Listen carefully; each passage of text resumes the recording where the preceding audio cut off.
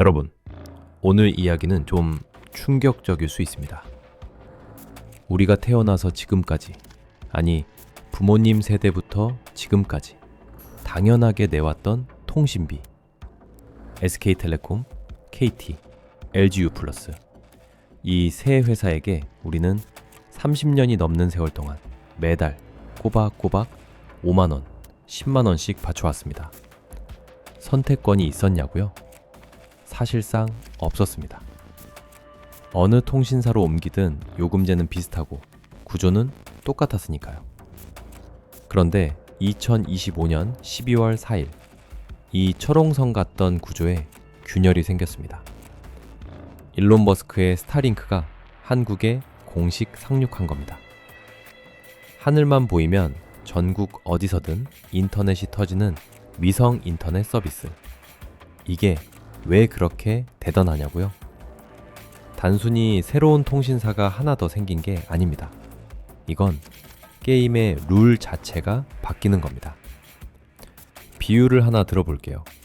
지금까지 통신 시장은 택시 회사들끼리 경쟁하는 구조였습니다. 누가 차를 더 많이 가지고 있나? 누가 기사를 더 많이 확보했나? 이런 경쟁이었죠. 그런데 갑자기 순간이동 기술이 등장한 겁니다. 택시가 아무리 많아봤자 순간이동 앞에서는 의미가 없잖아요. 스타링크가 바로 그런 존재입니다. 통신 3사가 어떤 대책을 내놓아도 막을 수 없는 이유가 여기에 있습니다.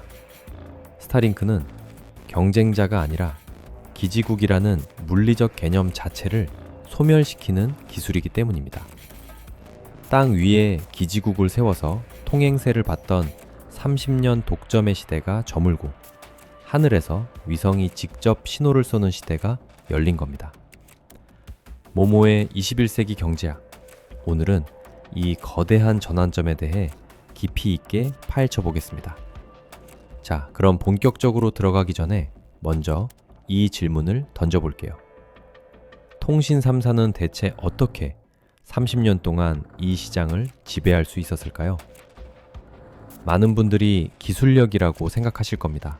하지만 솔직히 말씀드리면 그들의 진짜 권력은 기술이 아니라 위치에서 나왔습니다. 정확히 말하면 기지국이라는 물리적 인프라를 독점적으로 구축할 수 있는 능력이었죠. 생각해보세요. 전화를 하려면 기지국이 필요합니다. 인터넷을 쓰려면 광 케이블이 깔려 있어야 하고요. 이걸 전국에 설치하려면 뭐가 필요할까요? 우선 수십조 원의 자금이 있어야 합니다. 정부의 허가도 받아야 하고 전국 곳곳에 부지도 확보해야 합니다. 진입장벽이 하늘을 찌를 정도로 높았던 겁니다. 새로운 회사가 뛰어들고 싶어도 물리적으로 불가능한 구조였어요. 이 구조를 역사에 비유하면 딱 맞는 게 있습니다. 바로 중세시대의 영주제입니다. 중세 영주들이 어떻게 부를 축적했는지 아시죠? 자기 영토를 지나가는 상인들한테 통행세를 받았습니다. 이 길을 지나고 싶으면 돈을 내라. 이런 식이었죠. 통신 3사도 마찬가지입니다. 전파가 지나는 길목을 장악하고 우리는 매달 선택권 없이 그 통행세를 낼 수밖에 없었던 겁니다.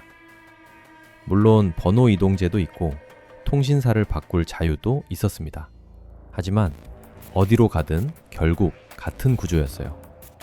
SK로 가든 KT로 가든 LGU+로 가든 그들은 모두 기지국 기반의 동일한 비즈니스 모델을 공유하고 있었으니까요. 영주가 셋으로 나뉘어 있을 뿐 통행세를 내야 한다는 본질은 변하지 않았던 겁니다. 그런데 말입니다. 역사를 보면 기술은 언제나 기존의 권력 구조를 우회하는 방향으로 발전해 왔습니다. 마차가 아무리 빨라져도 철도를 이길 수 없었고 철도가 아무리 확장해도 자동차와 비행기가 등장하면서 판이 바뀌었죠. 기존 도로의 주인이 아무리 강력해도 새로운 길이 뚫리면 그 권력은 순식간에 무너집니다. 지금 통신시장에서 정확히 그 일이 벌어지고 있습니다. 30년 동안 철옹성처럼 보였던 기지국이라는 길목. 이제 하늘이라는 완전히 새로운 우회로가 뚫리면서 무력화되고 있는 겁니다. 그럼 스타링크가 도대체 뭐길래 이렇게 판을 뒤집을 수 있는 걸까요? 위성 인터넷이라는 개념 자체는 사실 새로운 게 아닙니다. 예전에도 있었어요. 그런데 왜 그때는 안 되고 지금은 되는 걸까요? 핵심은 높이에 있습니다. 기존의 위성 인터넷은 지구에서 무려 36,000km나 떨어진 정지 궤도에 위성을 띄웠습니다. 36,000km요. 서울에서 부산까지가 400km 정도 되는데 그 거리의 90배를 왕복해야 하는 겁니다.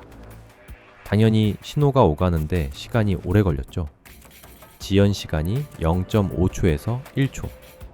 이게 얼마나 답답한 건지 아세요?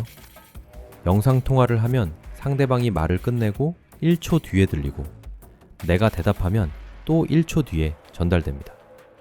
온라인 게임은 아예 꿈도 못 꿨고요. 그래서 위성 인터넷은 정말 오지 중에 오지, 다른 대안이 전혀 없는 곳에서나 억지로 쓰는 물건이었습니다.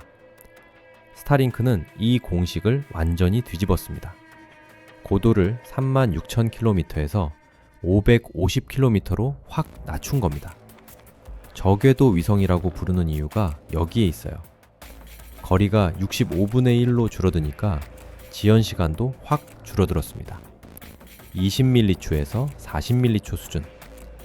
광 케이블이 1에서 10ml초, 5G가 10에서 20ml초인 걸 생각하면 이제는 비교해도 손색 없는 수준이 된 겁니다.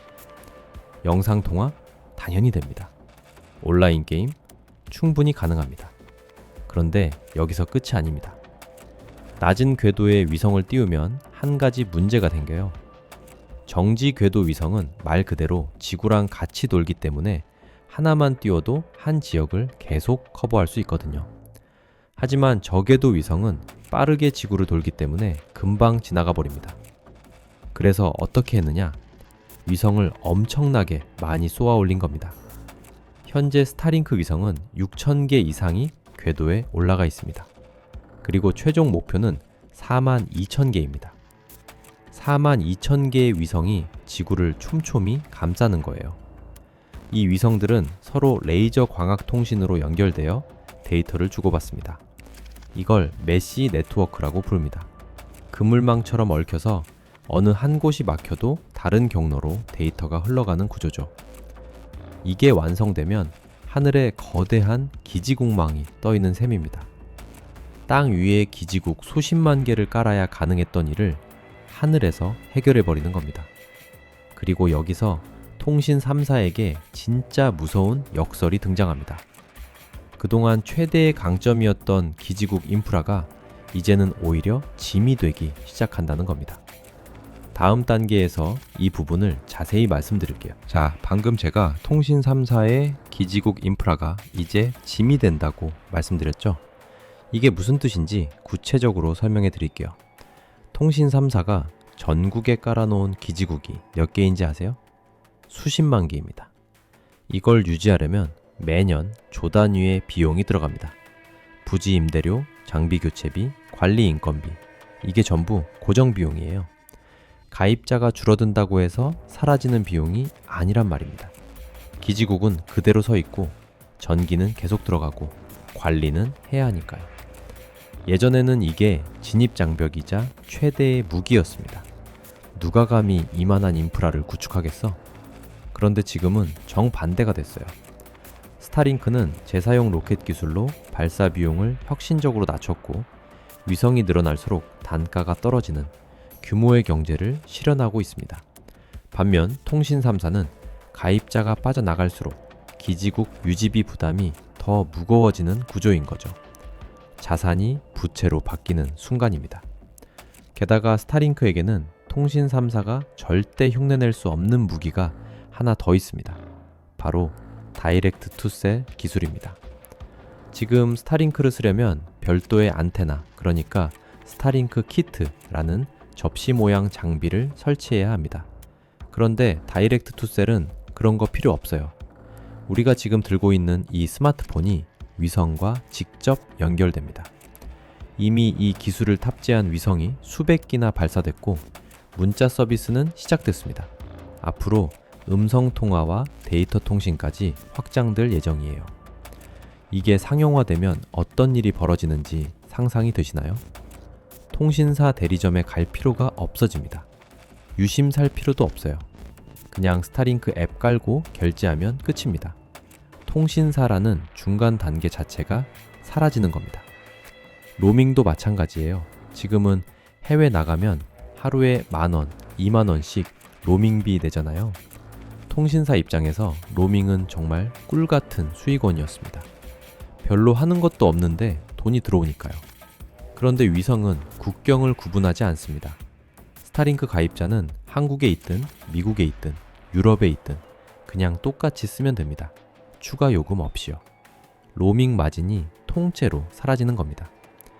이런 상황에서 국내 통신사들이 선택한 길이 뭔지 아세요? 스타링크와 파트너십을 맺고 재판매 사업에 뛰어드는 겁니다. SK텔링크, KTSAT 같은 곳들이 스타링크 공식 파트너가 됐어요. 솔직히 말씀드릴게요. 이건 생존 전략이 아니라 몰락의 신호입니다. 비유하자면 이렇습니다. 30년 동안 고속도로 주인으로서 통행세를 받던 영주가 이제 하늘길이 뚫리니까 그 하늘길 주인한테 가서 저도 좀 끼워주세요. 대신 손님 모셔다 드릴게요. 라고 하는 꼴이에요. 대리운전 기사로 전락하는 겁니다.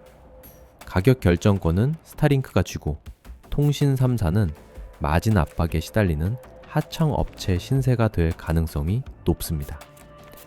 정부가 규제로 막으면 되지 않느냐고요? 한계가 명확합니다. WTO 통상 규정상 특정 국가 기업을 노골적으로 차별하기 어렵고 무엇보다 하늘에서 내려오는 전파를 물리적으로 어떻게 검문합니까? 기술 격차도 10년 이상 벌어져 있어서 따라잡기도 쉽지 않습니다. 자, 여기까지 듣고 나면 이런 생각이 드실 수 있어요. 그러면 당장 스타링크 가입해야 하나? 잠깐, 조금만 냉정하게 살펴볼 필요가 있습니다. 솔직히 현 시점에서 스타링크에도 한계는 있습니다. 속도를 보면 평균 135Mbps 정도예요. 도심에서 쓰는 광랜이 500Mbps에서 10GBps까지 나오는 거 생각하면 확실히 느립니다. 날씨 영향도 받고요. 폭우가 쏟아지거나 눈이 많이 내리면 신호가 불안정해질 수 있습니다. 그리고 2025년 12월 기준으로 월 요금이 87,000원, 장비인 스타링크 키트가 약 55만원 정도 합니다. 그런데 말입니다. 중요한 건 지금 이 순간이 아니에요. 5년 뒤, 10년 뒤를 봐야 합니다. 지금은 6,000개 남짓한 위성이 42,000개까지 늘어납니다. 2세대, 3세대 위성이 올라가면서 속도와 안정성은 계속 개선될 거예요. 그리고 스케일이 커질수록 가격은 내려갑니다. 스페이스X가 재사용 로켓으로 발사 비용을 얼마나 떨어뜨렸는지 생각해 보세요. 규모의 경제가 본격적으로 작동하면 월 요금이 지금의 절반 이하로 떨어져도 전혀 이상하지 않습니다. 반면 통신 3사는요?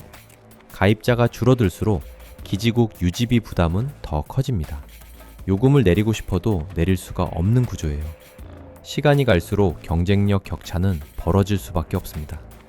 통신 3사가 살아남으려면 어떻게 해야 할까요? 단순히 스타링크 재판매에서 마진 좀 챙기겠다, 이런 생각으로는 안 됩니다.